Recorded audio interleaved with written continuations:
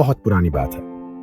एक बाग के कोने में मिट्टी की गहराइयों में एक छोटा सा बीज सोया हुआ था। बाहर की दुनिया बहुत बड़ी थी, मगर उस बीज के लिए उसकी दुनिया सिर्फ वो गीला अंधेरा था। एक रात बहुत जोर से बादल गरजे और मूसलाधार बारिश होने लगी। पानी मिट्टी के अंदर तक गया तो नन्हा बीज डर से कांपने लगा। या अल्लाह, मैं यहाँ कितना अकेला हूँ। ऊपर से इस मिट्टी का इतना बोझ है और नीचे ये अंधेरा। क्या मैं यहाँ दम तोड़ दूंगा? तभी उसे एक पुरानी और समझदार आवाज सुनाई दी, जैसे जमीन उसे तसल्ली दे रही हो। नादान बीज, तुम डर क्यों रहे हो? जिसे तुम बोझ समझ रहे हो वही तुम्हें मजबूत बनाएगा। जिसे तुम अंधेरा समझ रहे हो, असल में अल्लाह तुम्हें वही नए सफर के लिए तैयार कर रहा है। बीज को बात समझ आ गई। उसने डरना छोड़ दिया और अल्लाह पर भरोसा करके चुपचाप अपना काम शुरू किया। और फिर एक सुबह एक मौजा हुआ। उस नन्हे से बीज ने हिम्मत की और मिट्टी का सीना चीरकर बाहर की दुनिया में सर निकाला। वक्त गुजरा और वो छोटा सा बीज एक बहुत बड़ा और सायादार दरख्त बन गया। आज उस पर परिंदे चहचहाते हैं और थके हुए मुसाफिर उसके साए में सुकून पाते हैं। तो मेरे प्यारे दोस्तों, चाहे आप बच्चे हों या बड़े, याद रखिएगा, जब कभी जिंदगी आपको अंधेरे में धकेल दे या आपको लगे कि आप पर मुश्किलों का बोझ बहुत बढ़ गया है, तो घबराइएगा नहीं। हो सकता है अल्लाह ने आपको दफनाया नहीं, बल्कि आपको बोया हो, ताकि आप पहले से ज्यादा मजबूत और बड़े होकर निकले। बस अल्लाह पर भरोसा रखें, क्योंकि जो बीज अंधेरे में सब्र करता है वही एक दिन ऊंचा दरख्त बनकर आसमान को छूता है। रोज रात को न्यूज स्टोरी सुनना चाहते हो तो अभी सब्सक्राइब करो। मिलके सुनेंगे दोस्त। एक शाम दरवेश अपने खेमे के बाहर बैठा थे कि दूर से एक थका हुआ बूढ़ा बुजुर्ग आदमी आता दिखाई दिया। आओ मेरे मेहमान, आज रात का खाना मेरे साथ खाओ। दरवेश ने फौरन खाने का इंतजाम किया, लेकिन जब वो साथ बैठा तो उसने अपना हाथ पीछे खींच लिया। तुम खाना क्यों नहीं खा रहे? क्या कोई तकलीफ है? मैं तो सिर्फ अपने देवता का नाम लेकर ही खाना खाता हूँ। मैं तुम्हारे खुदा के नाम पर खाना नहीं खा सकता। ये सुनकर दरवेश का चेहरा सख्त हो गया। आप गुस्से से खड़े हुए और फरमाया, मैं अल्लाह का बंदा हूँ। मैं तेरे देवता का नाम सुनकर तेरे साथ खाना हरगिज नहीं खा सकता। यहाँ से जाओ। वो बुजुर्ग आदमी थका हारा अपनी जगह से उठकर चला गया। उसके जाने के कुछ देर बाद ही अल्लाह की तरफ से दरवेश पर वही उतरी, ऐ दरवेश, मैं उसे 70 साल से रिस्क दे रहा हूँ, जबकि वो मेरा नाम भी नहीं लेता, और तुम उसे एक वक्त का खाना भी नहीं खिला सके। क्या तुम्हारी मोहब्बत सिर्फ शर्तों पर है? दरवेश का दिल पूरी तरह कांप उठा।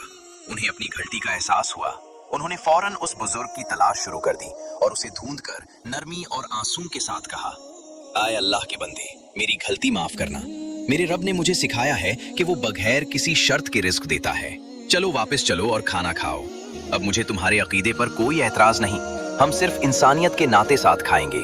बुजुर्ग आदमी दरवेश के इस अजीब अखलाक और खौफ खुदा में डूबे हुए बदलाव को देखकर हैरत ज़दा रह गया। कौन सा रब है जो अपने बंदे को इतनी मोहब्बत सिखाता है? बेशक जिसका अखलाक इतना आला है, उसका खुदा जरूर हक होगा। और वहीं उसी वक्त उस बुजुर्ग आदमी ने दरवेश के हाथों पर ईमान ले आया। मेरे दोस्त बनोगे? तो सब्सक्राइब करो ना फिर। हम रोज मिलकर स्टोरी सुनेंगे। पक्का दोस्त, थैंक यू। बहुत साल पहले एक ताजिर अपना माल लेकर सफर पर निकलता है। रास्ते में उसे एक शख्स मिलता है जो बहुत शरीफ बनकर कहता है, मैं रास्ता जानता हूँ, मैं तुम्हें मंजिल तक ले चलूंगा। ताजिर उस पर भरोसा कर लेता है, मगर वो शख्स एक लालच से भरा डाकू था।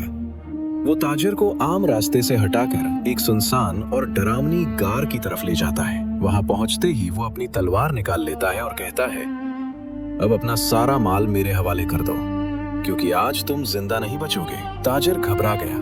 उसने देखा कि मौत सामने खड़ी है और बचने का कोई रास्ता नहीं। उसने डाकू से कहा, तुम ये माल ले लो, मगर मुझे सिर्फ 2 रकात नमाज पढ़ने की इजाजत दे दो।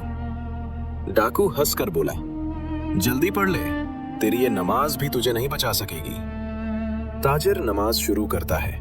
उसकी आंखों में आंसू है और दिल अल्लाह की तरफ। वो सजदे में गिरकर पूरी रूह से पुकारता है, या वदूद, या वदूद, या ज़ल अर्शिल मजीद। ए मोहब्बत करने वाले, ए अर्श अजीम के मालिक, मेरी मदद फरमा। अभी ताजिर ने अपनी दुआ मुकम्मल ही की थी कि अचानक गार के बाहर से एक घुड़सवार नमूदार हुआ। उसके हाथ में एक चमकता हुआ नेजा था। इससे पहले कि डाकू कुछ समझ पाता, उस घुड़सवार ने एक ही झटके में डाकू को हलाक कर दिया। ताजिर हैरत से उस शख्स को देखने लगा और पूछा, आप कौन हैं? अल्लाह ने आपको मेरी मदद के लिए भेजा है। उस शख्स ने जवाब दिया, मैं चौथे आसमान का फरिश्ता हूँ। जब तुमने पहली बार पुकारा तो आसमान के दरवाजे खुल गए। जब तीसरी बार पुकारा तो अल्लाह ने मुझे हुक्म दिया कि जाओ और मेरे बंदे की मदद करो। दोस्तों, जब इंसान के सारे दरवाजे बंद हो जाते हैं तो अल्लाह का दरवाजा खुलता है। नमाज और सच्ची दुआ वो हथियार हैं जो आसमान से मदद उतार लाते हैं। कभी मायूस न हो, क्योंकि वो या वदूद हर हाल में आपके साथ है। रोज रात को न्यूज स्टोरी सुनना चाहते हो तो अभी सब्सक्राइब करो, मिलके सुनेंगे दोस्त। गली में शोर था, हर तरफ खुशी थी, लेकिन किसी को नहीं मालूम था कि अगले ही पल एक धमाका होने वाला है जो सब कुछ बदल देगा। जैद अपने दोस्तों के साथ क्रिकेट खेल रहा था। सूरज ढलने वाला था और मैच अपने आखिरी लम्हात में था।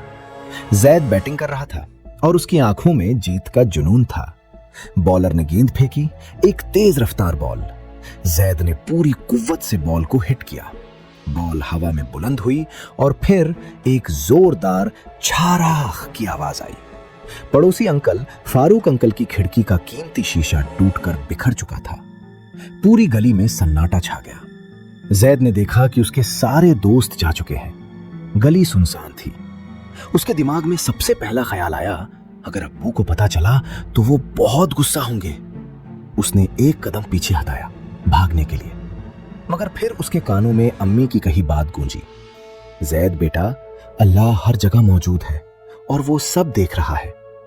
जैद रुक गया। उसने आसमान की तरफ देखा। मैं झूठ नहीं बोलूंगा, अल्लाह मेरे साथ है, उसने खुद से वादा किया। जैद ने थूक निगला और फारूक अंकल के दरवाजे की तरफ बढ़ा।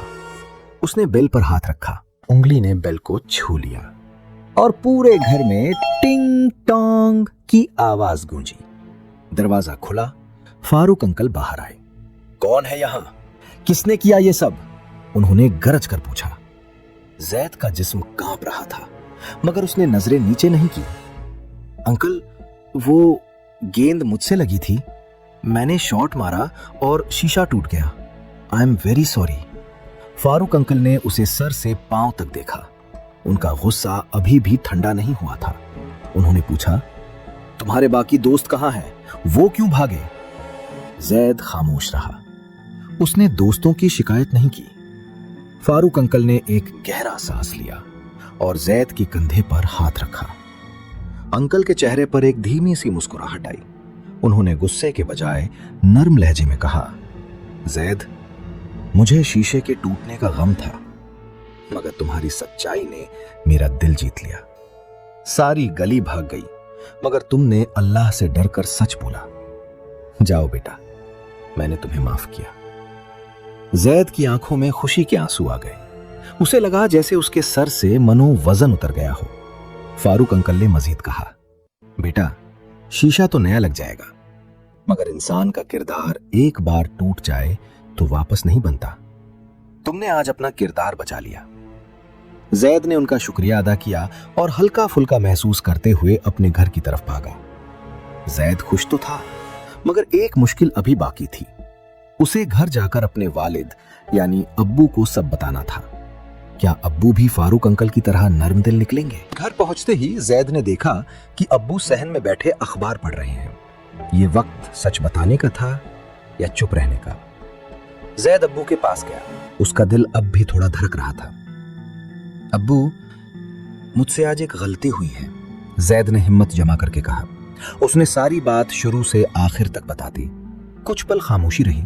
जैद को लगा कि शायद अब सजा मिलेगी, मगर अचानक अब्बू उठे और जैद को गले से लगा लिया। जैद, मुझे तुम पर फक्र है। तुमने डरने के बजाय सच्चाई का रास्ता चुना। तुमने साबित किया कि तुम्हारे दिल में अल्लाह का यकीन है। अब्बू ने जैद को अलग किया और कमरे की तरफ गए। जैद हैरान था कि अब्बू ने सजा क्यों नहीं दी। अब्बू वापस आए। अब्बू के हाथ में जैद की सबसे पसंदीदा बड़ी चॉकलेट बार थी। यह तुम्हारा इनाम है जैद, इसलिए नहीं कि तुमने शीशा तोड़ा, बल्कि इसलिए कि तुमने मुश्किल वक्त में सच बोलकर शैतान को हरा दिया। अब्बू ने मुस्कुराते हुए कहा। जैद ने चॉकलेट ली और उसे एक अजीब सा सुकून महसूस हुआ। उसे समझ आ गया कि सच बोलने से मुश्किल वक्त के लिए तो डर लगता है, मगर उसका अंजाम हमेशा मीठा होता है। उस रात जब वो सोया तो उसके दिल में कोई बोझ नहीं था। उसने अल्लाह का शुक्र अदा किया जिसने उसे सच बोलने की तौफीक दी। तो दोस्तों, आज की स्टोरी के बाद आप में से कौन कौन यह नियत करता है कि आइंदा हम जिस भी मुश्किल में आ जाएं, हम हमेशा अल्लाह पर भरोसा करके सिर्फ सच ही बोलेंगे?